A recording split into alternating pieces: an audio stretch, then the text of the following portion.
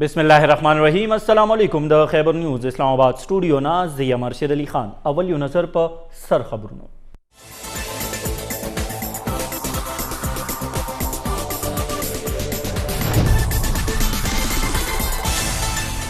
بلتستان کی پولنگ جاری دے پر 23 حلقوں باندے ٹاکن کیگی. انتخاباتوں کے 345 امیدواران برخاخلی چپکے آزاد کندیدان ہم شامل دی. وہ لگا 45 ذرا رائے دہندگان دخپل حق کے رائے دہی استعمال کبھی. پولنگ بماخام 5 بجو پورے جاری بھی. ٹاکنو لپارا یولس سوا یوش پیتا پولنگ سٹیشن قائم کریشی بھی چپکے 3 حساس گرزولی شوی دی. 15 ذرا سیکیورٹی اہلکار امنیت ٹنگ ساتو لپارا تعینات دی. نند گلگت بلتستان ولس د خپل روخانه سباون لپاره جمهوری حق استعمالوي. د دوی جذبات د خبرې ثبوت دی چې دوی بدلون تلیوال دي. د وزیر اطلاعات شبلی فراز ټویټر بیان وایي چې ګلګتي ولس به د خپل ووټ د طاقت په ذریعه د یوې لسیزې راسې په هغوی ورته پلې شوې ډله مسترد کوي ځکه چې د دغې ډلې ترجیح د ولس ښېګړه نه وه. بالائی گلگت کے وورا شوے استور کی 1 فٹ برفباری وریدلے. یخ موسم باران ووری لوجی د پولنگ عمل متاثر شوے دے. پولنگ سٹیشنوں باندے د ووٹ ورکون کو انتظار کیگی. زن پرجوش کارکنانو د وورے باوجود خپل ووٹ کاسٹ کڑے. چلاس کے زنانہ پولنگ سٹیشن تا د عملے نہ رسیدو لوجی د پولنگ عمل د تاخیر کار شوے دے. د ملک وسطی و شمالی برخو کی باران دمے دمے سر جاری دے. پوس باران سرا د یخنے شدت سیوا شوے. کلیوالو سیمو کی خلقو د ځان نه شړې تاوکړي. د بدن ګرمولو لپاره ورونو ته لاسونه تودولی شي. ښارونو کې هم ګرمې جیکټې اغوستي شوي. هیټرې بلی شوي. دیر بالا کالام عالم جبا او چترال کی ووري معمولات زندگی متاثر کړي دي. محکمه موسمیات وایي چې د باران دا لړۍ به نن هم دوام لري. پاکستان کی د کرونا یو بل مہلک گزار 13 گھنٹوں کے نور 2 مریضان په حق رسیدلی. د دوران 2400 تازہ کیسز رپورٹ شوی. د فعال کیسز تعداد 25,538 دے. خیبر پختونخوا کی کرونا نا روغ شوی کسان دوبارہ مریضان شول. د خیبر میڈیکل یونیورسٹی کرونا متعلق ریسرچ رپورٹ کے انکشاف. رپورٹ مطابق کرونا وائرس یو کس دوبارہ متاثر قبولی شی. یخ موسم کی د وائرس حملے نور سیوا شوی. فیس ماسک و سماجی فاصلے ذرا د وائرس خوریدو مخنیوے کی دی شی. کیس سٹڈی پر بنیاد کرونا متعلق پاکستان کے تیار شوی دا اڑمبے ریسرچ رپورٹ. د سرخار اسلام آباد نور 25 تعلیمی اداروں کی کرونا کیسز تصدیق شوے دے. ڈی ایچ او دغه 25 تعلیمی ادارے سیل کولو مراسلہ جاری کرے دا. سیل کری شوی اداروں کے سرکاری اور پرائیویٹ تعلیمی ادارے شامل دی. کرونا کیسز لوجہ ترسا پورے اسلام آباد کی 100 تعلیمی ادارے سیل شوی دی. د کراچی کلو چینی ورکوی د لڑکی درآمد شوی چینی صوبے ترار سے دلے. ڈیرہ اسماعیل خان ہزارہ او ملکن کی د ارزان بیا چینو خرص ہم شروع شوی. د امیر جماعت اسلامی سراج الحق د مور بی بی جنازہ سمرباغ گراؤنڈ کے ادا کړی شوی دا. جنازہ کی د جماعت اسلامی مشرانو کارکنانو او په لوی شمیره کې عام خلکو شرکت کرے. صدر مملکت عارف الوی او چیئرمین سینٹ صادق سانجرانی سراج الحق ته ټلیفونز کړي د مور پمړی نه ورسره تعزیت کړي. ہندوستان پر شمول ټوله نړۍ زموږ د عسکري صلاحیتونو نه خبر ده. د وزیر خارجہ شاہ محمود قریشی ملتان کی میڈیا سره خبره وایي چې پاکستان کې بھارتی ترهګرۍ متعلق شواهد د نړۍ پر وړاندې ښودل شوي. بھارتی عزایم او اقداماتو له وجې د منطقې امن خرابېدی شي. د پاکستان او افغانستان امن د یو بل سره تړلی شوی دی. اپوزیشن تحریک متعلق د وزیر خارجہ وینا وه چې د پی ډي ایم د جلسو نه موږ نه یو یریدلی. کرونا کیسز سیوا کیږي باید چې جلسې جلوسونه وځنډولی شي.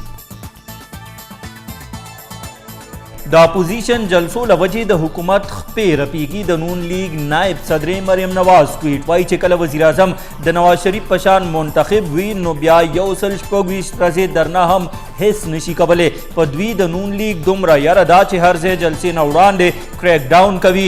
حکومت تبا انشاءالله کور ته تلل وي. چینو سکینڈل و منی لانڈرنگ وفاقی تحقیقاتی ایجنسی د تحریک انصاف رہنما جہانگیر ترین و د هغه د زوی علی ترین خلاف فراڈ مقدمہ درج کړه. چینه کیس کې د نون لیگ رہنما حمزہ شہباز او حکمرانی سوک کوي د دې فیصله بننوشي گلگت بلتستان ټاکنو کې ولکا 15 زره نه سیوا ووټران خپل رائے ورکوي. 15 زره نه سیوا سکیورټي اهلکار د سکیورټي فرایض تر سره کوي. تحریک انصاف پیپلز پارٹی او مسلم لیگ نون ترمیان د سخت مقابله تمدا. تفصیل د لیاقت علی خان په دې رپورټ کې. د گلگت بلتستان قانون ساز اسمبلی لپاره د 40 حلقو کې په 23 حلقو ووټینګ عمل روان دی، ولی یوې حلقې کې د امیدوار مړینې له وجې په 23 نومبر به انتخابات کیږي. گلگت بلتستان قانون ساز اسمبلی ټاکنو کې 15 زره او 361 ووټران خپل رائے ورکوي، چې پکې نارینه ووټرانو تعداد 4,53,000 او د زنانه ووټرانو شمیره 3,40,000 ده. د گلگت بلتستان 10 ضلعو کې 160 پولنګ سټیشنز قایم کړي شوي دي، چې پکې 418 انتهایی حساس او 311 حساس ګرځولي شوي دي. پریزایډینګ افیسرانو ته د پولنګ سامان سره سره ماسک او هینډ سینیټایزر هم په خصوصي توګه فراهم کړي شوي دي. ولې د امن او امان ټینګ ساتلو لپاره پنجاب، سند، خیبر پختونخوا، بلوچستان او ضعیف پولیسو به شمول 15,900 سیوا سکیورټي اهلکاران فرایض ترسره کوي. 23 حلقو کې مختلف سیاسي ډلو او آزاد 345 امیدواران یو بل سره مخامخ دي. ټاکنو کې د تحریک انصاف، مسلم لیگ نون او پیپلز پارټي به شمول نورو څو سیاسي ډلو امیدوارانو میدان ته راډنګلي، خو پی ټی آی، مسلم لیگ نون او پیپلز پارټي ترمنځ سخته مقابله روانه ده. ووټران هم د خپلو امیدوارانو کامیابۍ لپاره چمتو دي. سیاسي ډلو گلگت بلتستان کې بھرپور انتخابي مهم چلولې، امیدواران هم د کامیابۍ دعوې کوي. خو گلگت بلتستان قانون ساز اسمبلی کې به حکمرانی څوک کوي، د دې پته به نتیجو وروستو لګي. لیاقت علی خټک، خیبر نیوز، اسلام آباد. گلگت بلتستان کے ٹاکنے روانی دی تا پولنگ تازہ ترین صورتحال باخلو د مقامی خبریال ندیم خان نا. جی ندیم، پولنگ سے صورتحال لے دغل تکی وور ہم وریگی بارانونا ہم دی پا پولنگ سٹیشنو باندے رش شتک نا تفصیلات را سر شریک رہے. جی بالکل پدے حوالہ باندې زتا صدا ہوئے ما چې په گلگت بلتستان کې یو طرف ته موسم چې کم دی هغه ډیر زیات یخ دی، خو بل طرف ته چې کم سیاسي ماحول دی هغه ډیر زیات ګرم ښکاري. او په مختلف پولنګ سټیشنو کې چې کم دی د ووټرو یو غټ تعداد چې کم دی په هغې کې زنانه هم دي او سړي پکې هم دي، او هغوی خپل چې کوم حق رایدهي ده د هغې د استعمال لپاره راغلي دي. او د گلگت بلتستان 40 حلقې دي چې په 13 حلقو باندې به دا وخت چې کوم دی لکه پولنګ عمل شروع دی. یو حلقه ده د حلقه نمبر 3 د گلگت، په هغې کې سید جعفر شاه او د پاکستان تحریک انصاف مشر چې هغه په حق رسېدلی او د هغې په وجه باندې هلته انتخابات ملتوي شوي او په هغې به انتخابات چې کوم دي هغه په 22 نومبر باندې. نو په گلگت بلتستان کې په خلکو کې ډېر جوش او جذبه ده او د مونږ د اورال د گلگت بلتستان رجسټر ووټونو خبره کوو نو 9 او 15 نه 15 زر نه سیوا چې کوم ووټران دي هغه به نن خپل حق رایدهي استعمالوي او خلک چې کوم دي هغه په ډېر حده پورې پرجوش او د ووټ چې کوم سلسله ده هغه جاري ده، خو د سکیورټي والا هم ښه انتظامات کړی شوي دي او د ملک د نورو برخو نه والا هم پولیس، رینجرز او سکاوټس والا راغوښتي دي چې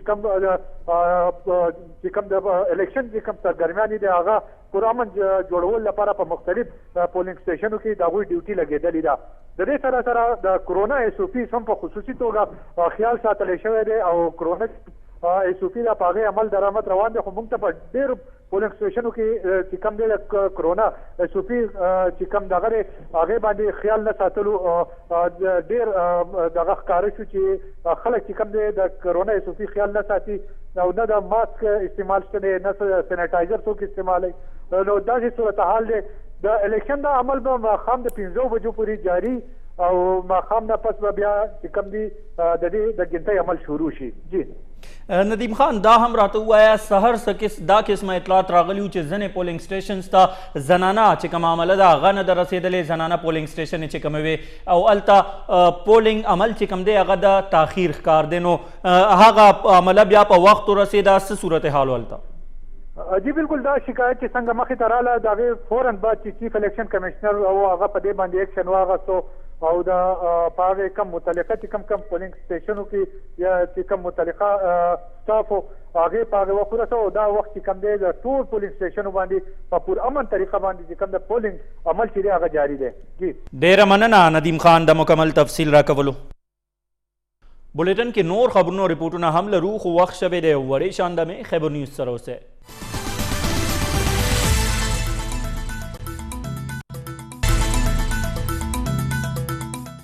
شبلی فراز ته یقین دی چې ګلګت بلتستان کې بعد تبدیلی راځي. وفاقي وزیر اطلاعات وایي چې ګلګت بلتستان الیکشن کې به ولس نا اهله ټوله مسترد کوي. وفاقي وزیر اطلاعات شبلی فراز ګلګت بلتستان الیکشن په حواله ټویټر بیان جاری کړی دی. ویلي دي چې ګلګت بلتستان ولس د خپل روښانه مستقبل لپاره نن د رایې ورکولو خپل جمهوري حق استعمال کړي. شبلی فراز ویلي دي چې ګلګت بلتستان د عوام جذبې نه ثابتېږي چې هغوی تبدیلی راوستل غواړي. وفاقي وزیر اطلاعات دعوه کړې ده چې د انتخاباتو کې د ګلګت بلتستان ولس لس کالو راسې په هغوی مسلط نااهله ټوله مسترد کړي ځکه د دغو خلکو ترجیح کله هم د عوام ښېګړه نه ده پاتې شوې. ہندوستان په شمول ټوله نړۍ زموږ د عسکري صلاحیتونو نه خبردار ده. وزیر خارجه شاه محمود قریشي ملتان کې میډیا سره خبرې وایي چې پاکستان کې بھارتی ترهګرۍ متعلق شواهد د نړۍ پر وړاندې ښودل شوي دي. اپوزیشن تحریک متعلق د وزیر خارجه وینا وه چې د پی ډي ایم د جلسو نه موږ نه یو یریدلې. کرونا کیسې استوا کیږي باید چې جلسې جلوسونه وځنډولی شي. آپ کے پاس انفارمیشن ہوتی ہے، اس انفارمیشن کو آپ کو یکجا کرنا ہوتا ہے. ان بٹس اینڈ پیسز انفارمیشن آپ کے پاس ہو تو وہ کافی نہیں ہے. ہم پوری ایک جو ہے نا تصویر جو ہے اس کو دیکھ رہے تھے، ایک پیٹرن بن رہا تھا. جب وہ تصویر پوری رنگوں سمیت ہمارے سامنے آ گئی اور آئندہ آنے والے دنوں میں ان کے عزائم بے نقاب ہونے شروع ہو گئے تو پاکستان نے مناسب سمجھا کہ اب مزید تاخیر نہیں کی جا سکتی اور اس کو اب اجاگر ہونا چاہیے. یہ نہیں کہ ہم پہلے بات نہیں کر رہے تھے، بات ہو رہی تھی، سفارتی سطح پر ہو رہی تھی، جس کو کوائٹ ڈپلومیسی کہتے ہیں اس کے ذریعے ہو رہی تھی. دیکھیے اگر ہم دنیا کے پاس جاتے ہم بات کرتے تو وہ کہتے آپ کے پاس شواہد کیا ہے.